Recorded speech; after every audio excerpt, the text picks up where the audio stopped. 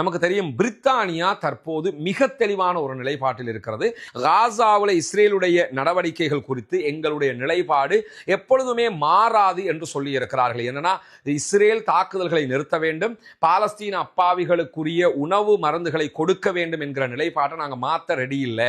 ஏன்னா ரொம்ப பேசி பார்க்குறாங்க, பிரித்தானியாவோட பேசுறாங்க, கனடாவோட பேசுறாங்க, பிரான்ஸோட பேசுறாங்க. அதனால அவங்க என்ன சொல்றாங்கன்னா, நாங்கள் அதை மாற்றிக்கொள்வதற்கு தயாராக இல்லை. பாலஸ்தீனத்துக்குள் உணவு விநியோகத்திற்கு இஸ்ரேல் அனுமதி கொடுத்திருக்கிறது. அதே நேரத்தில் உள்ள சில வெஹிக்கிள்ஸ் போனது, அந்த வெஹிக்கிள்களில் போன உணவுகளை கொடுப்பதற்கு அங்கே இன்னும் அனுமதி கிடைக்கவில்லை என்று சொல்லி இருக்கிறார்கள். முதல்ல நம்ம என்ன கவனிக்கணும்னு சொன்னா, இஸ்ரேல் தோல்வி என்கிற நிலையில இருக்கிறதுனால எப்படியாவது நம்ம ஜெயிச்சுக்கிறோம், யுத்தத்தில் நம்ம ஜெயிச்சிட்டோம்னு சொன்னா மட்டும்தான் தேர்தலை ஜெயிக்க முடியும் என்று நெத்தன்யாகு நினைக்கிறார். அதனால தன்னுடைய சமாதானம் பேசுவதற்காக சென்ற தூதுக்குழுவையும் மீண்டும் வரவழைத்திருக்கிறார் என்கிற செய்திகள் வெளியாகி இருக்கக்கூடிய நேரத்தில் தான்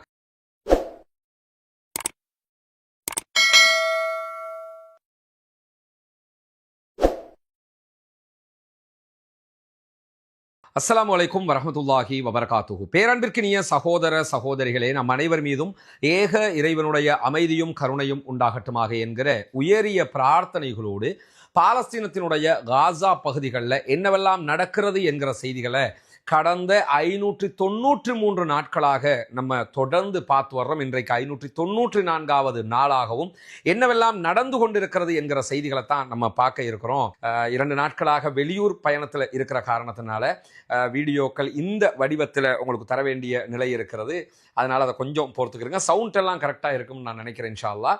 இன்றைக்கு வெளியாகி இருக்கக்கூடிய செய்திகளை பொறுத்த வரையிலையும் தொடர்ந்து காசா விவகாரத்தில் வெளிவரக்கூடிய தகவல்களில் ஒன்று, காசாவிலே இஸ்ரேல் நடத்தக்கூடிய கொடூர குரூர தாக்குதல்களால் மரணிக்கக்கூடியவர்களுடைய எண்ணிக்கை அதிகமாக இருக்கிறது என்கிற மிக மிக கவலைக்குரிய வருத்தத்துக்குரிய செய்தி வெளியாகி வந்தாலும், அதே நேரத்தில் காசா தொடர்பாக பாலஸ்தீனம் தொடர்பாக மிகவும் நல்ல இனிமையான பல செய்திகளும் இன்றைக்கும் வெளியாகி இருக்கிறதுங்கிறத நம்ம பார்க்க முடியும். ஏன்னு கேட்டால், மேற்கு நாடுகள் எல்லாமே தற்போது இஸ்ரேலுக்கு எதிராக திரண்டு நிற்கிறது. நேற்றைய தினம் நம்ம சொல்லியிருந்தோம், ஐரோப்பிய நாடுகளில் 17 நாடுகள் இஸ்ரேலுக்கு எதிராக திரும்பி இருக்கிறது என்று சொல்லி. தற்போது இன்றைக்கும் மேலும் 2 நாடுகள் அந்த விவகாரத்தில் 17 என்பது 19ஆக மாறி இருக்கிறதுங்கிறத நம்ம புரிந்து கொள்ள முடிகிறது. ஏன்னா எப்பொழுதுமே காசாவை நாங்கள் அழிப்போம், காசாவை இல்லாமல் ஆக்குவோம், என்ன அநியாயம் பண்ணாலும் கேட்கறதுக்கு எவனும் கிடையாது என்று நினைத்து கொண்ட இஸ்ரேலிய ஆக்கிரமிப்பு இராணுவத்தை சேர்ந்தவர்களுக்கும் இஸ்ரேலிய ஆக்கிரமிப்பாளர்களுக்கும் சிம்ம சொப்பனமாக தற்போது நடந்து வரக்கூடிய நிகழ்வுகள் மாறி இருக்கிறது. குறிப்பாக இஸ்ரேலுக்கு எதிராக ஐரோப்பிய நாடுகள் வெளிப்படையாக பேச ஆரம்பித்திருக்கிறது. அரபு நாடுகள் மௌனித்து போயிருந்தாலும் ஐரோப்பிய நாடுகள் பேசுவதை நிறுத்தாமல் தங்களுடைய நிலைப்பாட்டை மிக தெளிவாக சொல்லிக் கொண்டிருக்கிறார்கள். இந்த நிலையில தான் இன்றைக்கு ஐநா வெளியிட்டிருக்கக்கூடிய அறிக்கையை நம்ம எடுத்து பார்த்தோம்னா, நாங்கள் உணவுகளையும் மருந்துகளையும் விநியோகிக்க தயாராக இருக்கிறோம், ஆனால் இதுவரைக்கும் எங்களுக்கு அதற்குரிய முழுமையான அனுமதி கிடைக்கவில்லை என்று ஐநா அறிவிப்பு விடுத்திருக்கக்கூடிய நேரத்தில் இந்த பிபிசியினுடைய நியூஸை நம்ம பார்த்தோம்னா, லண்டன் பிபிசியினுடைய தமிழ் பிரிவு என்ன சொல்றாங்கன்னா, பாலஸ்தீனத்துக்குள் உணவு விநியோகத்திற்கு இஸ்ரேல் அனுமதி கொடுத்திருக்கிறது. அதே நேரத்தில் உள்ள சில வெஹிக்கிள்ஸ் போனது, அந்த வெஹிக்கிள்களில் போன உணவுகளை கொடுப்பதற்கு அங்கே இன்னும் அனுமதி கிடைக்கவில்லை என்று சொல்லி இருக்கிறார்கள். முதல்ல நம்ம என்ன கவனிக்கணும்னு சொன்னா, இந்த உணவு கொண்டு போகிற விவகாரத்துக்கும் ஐநாவுக்கும் எந்த சம்பந்தமும் கிடையாது. இது அமெரிக்காவும் இஸ்ரேலும் சேர்ந்து செய்யக்கூடிய ஒரு வேலையாக சொல்லியிருக்கிறாங்க. 100 ட்ரக்கை உள்ள அனுப்புவோம்னாங்க. ஏற்கனவே 100 ட்ரக் அனுப்புவதா சொல்லி 3 நாள் ஆயிடுச்சு. நேற்றைய தினம் என்ன செஞ்சாங்கன்னா 11 ட்ரக்கை மட்டும் தான் உள்ள அனுப்பினாங்க. அந்த 11 ட்ரக்குகளில் போன உணவுகளையும் மருந்துகளையும் குடிநீரையும் கூட அவர்கள் மக்களுக்கு விநியோகிப்பதற்கு அனுமதி கொடுக்கவில்லை. இதுதான் அந்த செய்தியினுடைய உண்மையான வெளிப்படையான சாராம்சமான செய்தியாக இருக்கிறது. இதே நேரத்தில் நீங்க பிபிசியில செய்தியை பார்க்கும்போது என்ன சொல்லுவாங்கன்னா, பாலஸ்தீன விடுதலை அமைப்பு இந்த உணவுகளை திருடாமல் இருக்க வேண்டும், அங்கதான் அந்த வன்மத்தையும் வக்கரத்தையும் அவர்கள் கக்கிக் கொண்டிருக்கிறார்கள் நம்ம பார்க்க முடியும். பாலஸ்தீன விடுதலை அமைப்பு உணவை திருடுகிறதா? முழு பாலஸ்தீனத்தையும் திருடிய ஒரு கூட்டம் உட்கார்ந்து கொண்டு பாலஸ்தீன விடுதலை அமைப்பை பற்றி பேசிக் கொண்டிருக்கிறார்கள் என்பதுதான் தாங்க முடியாத ஒரு கவலையான நிகழ்வாக இருக்கக்கூடிய நேரத்தில் இதுவரைக்கும் காசாவிலே கடந்த 24 மணி நேரங்களுக்குள்ளாக 54 அப்பாவிகள் கொல்லப்பட்டிருக்கிறார்கள், ஷஹீதாகி இருக்கிறார்கள் என்கிற செய்திகள் வெளியாகி இருக்கக்கூடிய நேரத்தில் இஸ்ரேலி ஹயோம் என்கிற இஸ்ரேலுடைய பத்திரிகை வெளியிட்டிருக்கக்கூடிய ஒரு முக்கியமான செய்தி. அல் ஜசீராவும் இதை பிரேக்கிங் நியூஸாக போட்டிருக்கிறாங்க. பல ஊடகங்களும் தற்போது இதை வெளியிட்டு வர்றாங்க. சொல்றாங்க, தோஹா பேச்சுவார்த்தை தற்போது மீண்டும் தோல்வி அடைகிற நிலையை அடைந்திருக்கிறது. காரணம் என்ன? இஸ்ரேலிய ஆக்கிரமிப்பு அரசாங்கத்தினால, நெத்தன்யாகுனுடைய அரசாங்கத்தினால பேச்சுவார்த்தைக்காக அனுப்பப்பட்ட இஸ்ரேலுடைய தூதுக்குழு எந்த விதமான முடிவுகளும் எட்டப்படாமல் மீண்டும் நாட்டுக்கே திருப்பி வரவழைக்கப்பட்டிருக்கிறார்கள். எனவே இந்த சம்பவத்திலிருந்து தெரிய வருகிற மிக முக்கியமான செய்தி என்னன்னு கேட்டா, இஸ்ரேல் சமாதானத்தை விரும்பவில்லை. இஸ்ரேல் தோல்வி என்கிற நிலையில இருக்கிறதுனால எப்படியாவது நம்ம ஜெயிச்சுக்கிறோன்னு, யுத்தத்தில் நம்ம ஜெயிச்சிட்டோம்னு சொன்னா மட்டும்தான் தேர்தலை ஜெயிக்க முடியும் என்று நெத்தன்யாகு நினைக்கிறார். அதனால தன்னுடைய சமாதானம் பேசுவதற்காக சென்ற தூதுக்குழுவையும் மீண்டும் வரவழைத்திருக்கிறார் என்கிற செய்திகள் வெளியாகி இருக்கக்கூடிய நேரத்தில் தான் காசாவுக்குள்ள எந்த விதமான மருந்து பொருட்களையும் கொண்டு வர முடியவில்லை என்று சொல்லி WHO இன்றைக்கு அறிவித்திருக்கிறது. வேர்ல்டு ஹெல்த் ஆர்கனைசேஷன் அறிவித்திருக்கக்கூடிய நிலையில தான் இஸ்ரேலுக்கு எதிராக தடைகள் முழுமையாக மேற்கொள்ளப்பட வேண்டும் என்கிற கோரிக்கையை தற்போது பெல்ஜியமும் எழுப்ப ஆரம்பித்திருக்கிறது. ஐரோப்பிய நாடுகளுடைய ஒரு முக்கியமான நாடு. அவங்களும் என்ன பண்றாங்கன்னு சொன்னா, இஸ்ரேலுக்கு எதிரான தடைகள் எழுப்பப்பட வேண்டும், கொண்டு வரப்பட வேண்டும் என்கிற குரல்களை எழுப்ப ஆரம்பித்திருக்கக்கூடிய நேரத்தில் இன்றைக்கு வெளியாகி இருக்கக்கூடிய மிக முக்கியமான மேலதிக செய்தி ஒன்று என்னன்னு சொன்னா, புனிதமிக்க ஹஜ் பெருநாளை நம்ம நெருங்கிக்கிட்டு இருக்கிறோம். ஹஜ் பெருநாளுடைய ஒரு சுன்னத்தான காரியமாக இஸ்லாம் நமக்கு கற்றுத்தந்திருக்கக்கூடிய ஒரு காரியம்தான், நம்ம இப்ராஹிம் அலைஹிஸ்ஸலாம் அவருடைய தியாகத்தை போற்றும் விதமாக ஆடு மாடு ஒட்டகங்களை பலி கொடுத்து அந்த இறைச்சிகளை நம்ம ஏழைகளுக்கு பங்கு வைக்க வேண்டும், அவர்களுக்கு உணவாக கொடுக்க வேண்டும். அதை நம்ம குர்பானி என்கிற பெயரில் நம்ம அழைச்சிக்கிட்டு இருக்கிறோம். இந்த குர்பானியினுடைய நிகழ்வுகள் கடந்த வருடத்தை போன்று இந்த வருடமும் நம்ம முன்னெடுக்க இருக்கிறோம். இலங்கை ரூபாவில் ஒரு மாட்டில் 7 பேர் நம்ம பங்கு சேர முடியும். இலங்கை ரூபாவில் ஒரு பங்குக்கு 39,000 என்று நிர்ணயிக்கப்பட்டிருக்கிறது.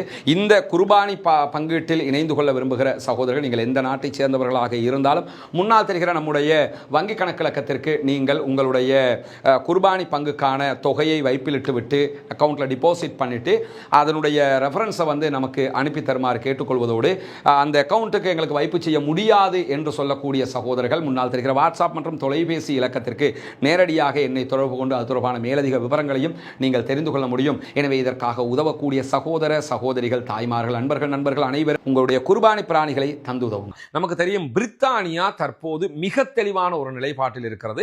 இஸ்ரேல் செய்வது இன அழிப்பு, இஸ்ரேல் செய்வது பயங்கரவாதம் என்கிற வார்த்தைகளை எல்லாம் அவங்க பயன்படுத்த ஆரம்பிச்சிட்டாங்க. இந்த நிலையில இன்றைக்கு பிரிட்டிஷ் அறிவித்திருக்கக்கூடிய ஒரு அறிக்கையில் என்ன சொல்றாங்கன்னு சொன்னா, காசாவில் இஸ்ரேலுடைய நடவடிக்கைகள் குறித்து எங்களுடைய நிலைப்பாடு எப்பொழுதுமே மாறாது என்று சொல்லி இருக்கிறார்கள். என்னன்னா, இஸ்ரேல் தாக்குதல்களை நிறுத்த வேண்டும், பாலஸ்தீன அப்பாவிகளுக்குரிய உணவு மருந்துகளை கொடுக்க வேண்டும் என்கிற நிலைப்பாட்டை நாங்க மாத்த ரெடி இல்லை. ஏன்னா ரொம்ப பேசி பார்க்குறாங்க, பிரித்தானியாவோட பேசுறாங்க, கனடாவோட பேசுறாங்க, பிரான்ஸோட பேசுறாங்க. அதனால அவங்க என்ன சொல்றாங்கன்னா, நாங்கள் அதை மாற்றிக்கொள்வதற்கு தயாராக இல்லை, காசாவில் நடக்கக்கூடிய கொலைகள் உடனடியாக நிறுத்தப்பட வேண்டும் என்று சொல்லிட்டு இஸ்ரேலிய நடவடிக்கைகள் குறித்த எங்களுடைய நிலைப்பாட்டில் எவ்விதமான மாற்றத்தையும் இஸ்ரேல் எதிர்பார்க்கவும் கூடாது என்கிற செய்திகளையும் சொல்லி இருக்கிறாங்க. இந்த நிலையில் நமக்கு தெரியும், இன்றைக்கு வாஷிங்டன் டிசியில இஸ்ரேலுடைய தூதுவர் ஆலயத்தைச் சேர்ந்த ஒருவனும் இன்னொருவரும் சுட்டுக் கொல்லப்பட்டிருக்கிறார்கள். இந்த தாக்குதல் இன்றைக்கு வாஷிங்டன் டிசியில நடைபெற்றிருக்கிறது. பாலஸ்தீனத்திற்கு ஆதரவான நிலைப்பாட்டில் இருக்கக்கூடிய ஒருவர் இந்த தாக்குதலை நடத்தி இருக்கிறார் என்கிறது வாஷிங்டன் டிசியினுடைய பாதுகாப்புத்துறை. எது எப்படி போனாலும் இந்த மாதிரியான தாக்குதல்களை ஒருபோதும் நாம் ஆதரிப்பதில்லை, ஆதரிக்கவும் கூடாது. ஏன்னா இப்படியான எந்த விதமான தனி மனித தாக்குதல்களையும் ஒருபோதும் இஸ்லாமும் அங்கீகரிக்கவில்லை என்கிறத நம்ம புரிஞ்சுக்கிறோம். ஏன்னா காசாவில் நடக்கக்கூடிய யுத்தம், அங்கே இருக்கக்கூடிய பாலஸ்தீன விடுதலை இராணுவத்தை சேர்ந்தவர்கள் இஸ்ரேலிய ஆக்கிரமிப்பு இராணுவத்திற்கு எதிராக சண்டையிடுகிறார்கள். அதுதான் ரியலான யுத்தமாக இருக்கிறது. அங்கங்கே இருக்கக்கூடிய தனி மனிதர்களை சுட்டுக் கொள்வதால் வாதம் தான் தலை தோங்குமே தவிர எவ்விதத்திலும் இது சமாதானத்திற்கு அடிப்படையாக அமையாது. எனவே அந்த ஆதங்கம் இருக்கிறது, காசாவில் கொல்லப்படுறாங்க, இப்படி அநியாயம் பண்றாங்களேங்கிறதுக்காக நம்ம ஒவ்வொருத்தரும் கையில ஆயுதத்தை எடுத்துக்கிட்டு இப்படியான செயல்பாடுகள் ஒவ்வொருத்தரும் செய்ய போனாங்கன்னு சொன்னா இந்த உலகம் சுடுகாடாக மாறிவிடும். எனவே பயங்கரவாதம் எந்த விதத்தில் வந்தாலும் அதை ஏற்றுக்கொள்ள முடியாது என்பதில் நாம் திடமான உறுதியோடு இருக்க வேண்டும் என்கிற நிலையில காசா அதே போன்று இஸ்ரேல் குறித்த ஒரு புதிய அறிக்கையும் இன்றைக்கு பிரான்ஸ் வெளியிட்டு இருக்கிறது. ஏன்னா இதுல பிரான்ஸ் தாங்க அது இந்த இந்த காலகட்டத்தில் பிரான்சினுடைய இந்த நடவடிக்கைகள் பாராட்டாமல் இருக்கவே முடியலை. தொடர்ந்து மிக தெளிவாக இம்மானுவேல் மெக்ரானுடைய அரசு இருக்கிறது என்பதுதான் எனக்கே ஆச்சரியமாக இருக்கிறது. இன்றைக்கு அவங்க வெளியிட்டிருக்கக்கூடிய அறிக்கையில் காசா தொடர்பாக என்ன சொல்றாங்கன்னு சொன்னா, பாலஸ்தீன விடுதலை அமைப்பு அனைத்து கைதிகளையும் உடனடியாக விடுவிக்க வேண்டும். இது எல்லா நாடுமே கேட்கிறாங்க, அவங்களும் கேட்கிறாங்க. கேட்டுட்டு என்ன சொல்றாங்கன்னு கேட்டா, இரு நாடு என்கிற தீர்வை அடிப்படையாக கொண்ட அரசியல் பாதையால் மட்டும்தான் இதற்கு தீர்வு காண முடியும். எனவே ரெண்டு நாடு, பாலஸ்தீனம் தனி நாடு என்கிற நிலையை அனைத்து நாடுகளும் எடுக்கவும் வேண்டும், இஸ்ரேல் அதை ஒப்புக்கொள்ளவும் வேண்டும் என்று சொல்லக்கூடிய பிரான்சினுடைய அறிக்கையில் மேலதிகமாக என்ன சொல்றாங்கன்னு கேட்டா, இஸ்ரேல் காசாவுக்குள்ள தன்னுடைய நடவடிக்கைகளை நிறுத்தாவிட்டால், உதவிகளை அனுமதிக்காவிட்டால், மருந்து தண்ணீர் உணவுகளை கொடுக்காவிட்டால் பிரான்ஸ் அடுத்து என்ன செய்யும் என்பதை பொறுத்தவரை நாங்கள் உறுதியான நடவடிக்கைகளை எடுக்க இருக்கிறோம், பொருளாதார தடைகள் உட்பட. இதை 2 நாட்களுக்கு முன்பதாக பிரிட்டன் சொல்லியிருந்தாங்க, நாங்கள் உங்களுக்கு பொருளாதார தடை விதிப்போம்னு. இன்னைக்கு தெளிவாக பிரான்ஸ் என்ன சொல்லியிருக்கிறாங்கன்னா, பொருளாதார தடைகளை இஸ்ரேல் மீது நாங்கள் விதிப்போம் என்று எச்சரிக்கை விடுத்திருக்கிறார்கள். இதெல்லாம் பாலஸ்தீன மக்களுக்கு கிடைக்கக்கூடிய வெகுமதிகளாக இருக்கிறது. நம்ம என்ன நினைச்சுக்கிறோம்னா, நம்முடைய பிரார்த்தனைகள் வீண் போகவில்லை, நம்முடைய குனூத்து நாசிலா வீணாகவில்லை, இறைவன் நம்முடைய பிரார்த்தனைகளுக்கு கூலி தந்து கொண்டிருக்கிறான் என்பதை ஆழமாக நம்புங்கள். தொடர்ந்து அந்த பாலஸ்தீன மக்களுக்காக பிரார்த்திப்பதை நிறுத்தி விடாதீர்கள். ஏன்னா நம்ம கேட்கிற அந்த பிரார்த்தனைகள் தான் இன்றைக்கு இந்த விதமான ஒரு நல்ல மாற்றங்களுக்கு காரணமாகி கொண்டிருக்கிறது. நண்பர்களே, சகோதரர்களே, சகோதரிகளே, தாய்மார்களே, அதே நேரத்தில் இன்றைக்கு வெளியாகி இருக்கக்கூடிய இன்னும் ஒரு முக்கியமான அறிக்கையில டெல் அவீவ்ல இருக்கக்கூடிய தன்னுடைய வெளியுறவு அலுவலகத்தை கட்டலோனியா மூடுகிறது என்கிற செய்தியும் வெளியாக இருக்கு. கட்டலோனியா ஸ்டேட் என்ன பண்ணியிருக்கிறாங்கன்னா, இனிமே நாங்கள் டெல் அவீவ்ல அலுவலகம் வைக்க மாட்டோம், ஏன்னா நீங்கள் காசா மீதான இந்த தாக்குதல்களை நிறுத்தாவிட்டால் உங்களோட தொடர்புகளை துண்டிக்கிறோம் என்கிற அறிவிப்பை இன்றைக்கு அவர்களும் விடுத்திருக்கிறார்கள். தொடர்ந்து எல்லாமே அப்படி கார்ட்ஸ் விழுகிற மாதிரி விழுந்துகிட்டே இருக்குது பாருங்களேன். அதே நேரத்தில் இன்றைக்கு கிரேக்கத்தினுடைய பிரதமர் ஒரு அறிக்கை வெளியிட்டிருக்கிறார். அதில் அவர் என்ன சொல்றாருன்னா, இஸ்ரேல் உடனடியாக காசாவிலே தன்னுடைய நடவடிக்கைகளை நிறுத்த வேண்டும், காசாவில் தாக்குதல்கள் நடத்துவது, அப்பாவிகளை கொள்வது, கொலை செய்வது, இவற்றையெல்லாம் அவர்கள் உடனடியாக நிறுத்த வேண்டும். பாலஸ்தீன பகுதிகளுக்குள்ள உணவு அதே போன்று மருந்து பொருட்கள் போவதற்கு இஸ்ரேல் உடனடியாக அனுமதிக்க வேண்டும். இல்லை என்று சொன்னால் கண்டிப்பாக இஸ்ரேல் மீது நாங்களும் நடவடிக்கை எடுப்போம் என்று கிரேக்கமும் இன்றைக்கு அறிவித்திருக்கக்கூடிய செய்திகளும் வெளியாகி இருக்கிறது. இப்படி பல நாடுகளுடைய செய்தி ரொம்ப இனிமையாக, இந்த நாடுகள் எல்லாம் பலஸ்தீனுக்கு ஆதரவாக நிற்குமா என்று நம்ம நினைச்ச நேரத்தில் அல்லாஹ்வுடைய உதவியால, இறைவனுடைய அருளால இப்படியான மாற்றங்கள் வருகிற நேரத்தில் ஐரிஷினுடைய வெளியுறவு அமைச்சர் இன்றைக்கு இஸ்ரேலிய அரசாங்கம் காசாவில் ஜெனோசைட் செய்து கொண்டிருக்கிறது, இன அழிப்பை செய்கிறது என்று இன்றைக்கு ஐரிஷினுடைய அமைச்சரும் செய்தி வெளியிட்டிருக்கிறது. மட்டுமல்லாம சட்டவிரோத இஸ்ரேலிய குடியேற்றங்களுடனான வர்த்தகத்தை தடை செய்கிற மசோதாவை நாங்கள் தயாரித்து கொண்டிருக்கிறோம். இஸ்ரேலுக்கு எதிராக ஒரு அமெண்ட்மெண்ட்டையே கொண்டு வர போறாங்க, ஐரிஷ் பார்லிமெண்ட்ல ஒரு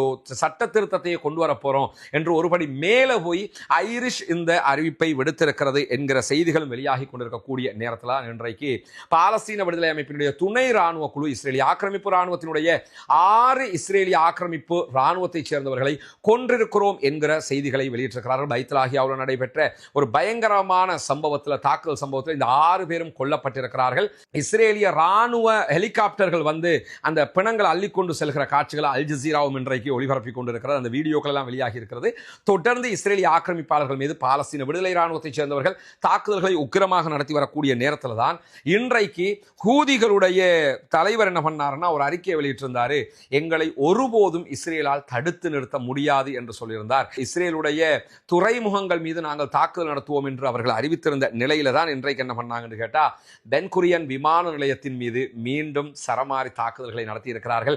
இஸ்ரேலுடைய பாதுகாப்பு அமைச்சர் இன்றைக்கு வெளியிட்டிருக்கக்கூடிய அறிக்கையில மில்லியன் கணக்கான மக்கள் இன்றைக்கு பங்கர்களை நோக்கி ஓடி இருக்கிறார்கள் என்று சொல்லி இருக்கிறார். ஏன்னா ஏவுகணை தாக்குதல் நடத்தப்படும் போது பயத்தில் ஓடி பங்கர்களுக்குள்ள மில்லியன் கணக்கான மக்கள் ஒலித்தார்கள் என்பதோடு சேர்த்து இஸ்ரேலுடைய முன்னாள் பிரதமர் எஹூட் ஒல்மர்ட் இன்றைக்கு மீண்டும் ஒரு அறிக்கையில் என்ன சொல்றாருன்னா, இன்றைக்கு யுத்தம் ஆரம்பித்த 594 நாட்களை தாண்டி கொண்டிருக்கிறோம், இதுவரைக்கும் நம்ம மக்கள் உயிருக்கு பயந்து ஓடிக்கிட்டே இருக்கிறாங்க, அப்ப நாங்க இஸ்ரேலை பாதுகாத்துட்டோம், இஸ்ரேலை பாதுகாக்கிறதா எங்களுடைய வேலை என்றெல்லாம் நம்முடைய பிரதமர் சொல்வது பச்சை பொய்யானது. எனவே பாலஸ்தீனத்தினுடைய யுத்தத்தை உடனடியாக நிறுத்துங்க இஸ்ரேலுடைய முன்னாள் பிரதமரே இன்றைக்கும் வெளிப்படையாக பேசியிருக்கக்கூடிய நேரத்தில் தான் யஹியா சாரி யமண்ட ஹூதிகளுடைய படைப்பிரிவினுடைய ஊடக பேச்சாளர் என்ன சொல்றாருன்னா, இன்றைய தினம் பென் குரியன் விமான நிலையத்தின் மீது ஹைப்பர்சோனிக் ஏவுகணை தாக்குதலை நாங்கள் நடத்தி இருக்கிறோம்.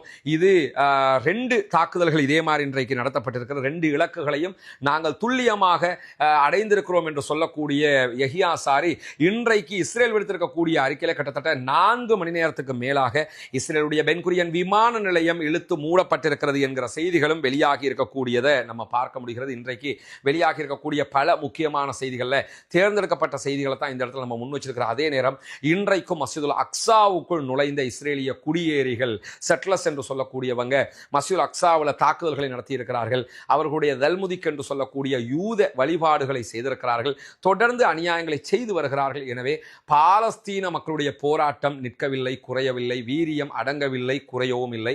அவர்கள் தங்களுடைய நாட்டுக்காக போராடுகிற அதே நேரம் சர்வதேச ரீதியில் டிப்ளமேட்டிக்காக அவர்கள் அழகான காய் நகர்த்தல்களை செய்து கொண்டிருக்கிறார்கள். தொடர்ந்தும் பாலஸ்தீன மக்களுக்காக பிரார்த்தனை செய்ய தவறிவிடாதீர்கள், மிஸ் பண்ணிடாதீங்க. தொடர்ந்தும் அல்லாஹ்விடத்தில் கையேந்துங்க, துஆ கேளுங்க. நம்முடைய பிரார்த்தனைகள் பல விதங்களில் அங்கீகரிக்கப்பட்டு கொண்டிருக்கிறது என்கிற ஆழமான நம்பிக்கைகளோடு இதனை நாம் கடக்க வேண்டியிருக்கிறது. பாலஸ்தீனம் வெற்றி பெறட்டும், பாலஸ்தீனம் சுதந்திரம் அடையட்டும், பாலஸ்தீன மக்கள் நம்மை போன்ற நிம்மதியானவர்களாக மாற வேண்டும் என்கிற உயரிய பிரார்த்தனைகளோடு பாலஸ்தீன மக்களுக்காக ஜனநாயக ரீதியாகவும் குரல் எழுப்புவோமாக. வாகிறது அல்ஹம்துலில்லாஹி ரப்பில் ஆலமீன்.